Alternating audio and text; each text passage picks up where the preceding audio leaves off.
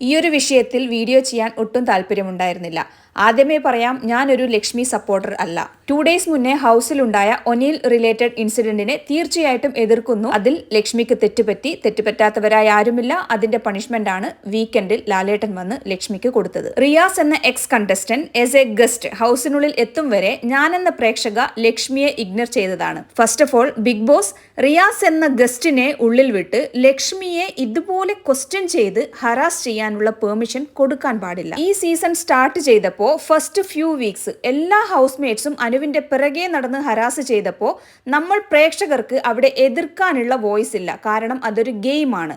പക്ഷേ ഇവിടെ ഒരു ഗസ്റ്റ് എങ്ങനെയാണ് ഇപ്പോൾ നിലവിലുള്ള ലക്ഷ്മി എന്ന കണ്ടസ്റ്റന്റിനോട് ഇങ്ങനെ ബിഹേവ് ചെയ്യുക? ചലഞ്ച് ചെയ്യാൻ പറ്റും. റിയാസ് വന്നതുകൊണ്ട് മാത്രം ലക്ഷ്മി ഈ വീക്ക് ഔട്ടാകില്ല. അല്ലെങ്കിൽ സൈലന്റ് ആಗಿ ഈ വീക്കെൻഡിൽ വീട്ടിൽ പോകേണ്ട ആളായിരുന്നു. പിന്നെ റിയാസ് മനസ്സിലാക്കേണ്ട വേറൊരു കാര്യം എന്താണെന്ന് വെച്ച് കഴിഞ്ഞാൽ പെർസ്പെക്റ്റീവ്സ് ആൻഡ് ഒപ്പീനിയൻ. റിയാസിന് പറയാമെങ്കിൽ ലക്ഷ്മിക്കും പറയാം. ലക്ഷ്മിയുടെ പെർസ്പെക്റ്റീവ് ആൻഡ് ഒപ്പീനിയൻ തെറ്റാണെന്ന് വേണമെങ്കിൽ റിയാസിന് വാദിക്കാം.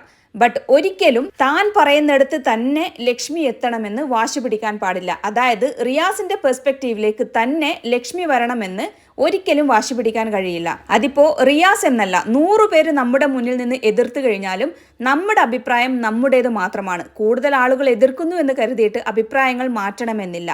ഇവിടെയാണ് ലക്ഷ്മി ശരിയാകുന്നത്.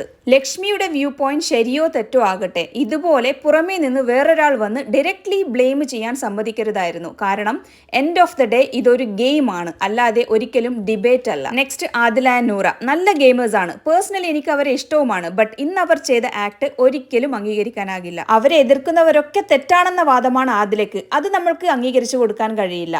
ഇനിയങ്ങോട്ട് ഇവരുടെ ഗെയിം എന്തായാലും ഹേറ്റേഴ്സ് ഇതോടുകൂടി കൂടാനുള്ള സാധ്യതയേ ഉള്ളൂ. ആദില ആൻഡ് നൂറ ഈ വിഷയത്തിൽ കാണിക്കുന്നത് പേഴ്സണൽ ഗ്രഡ്ജ് മാത്രമാണ്.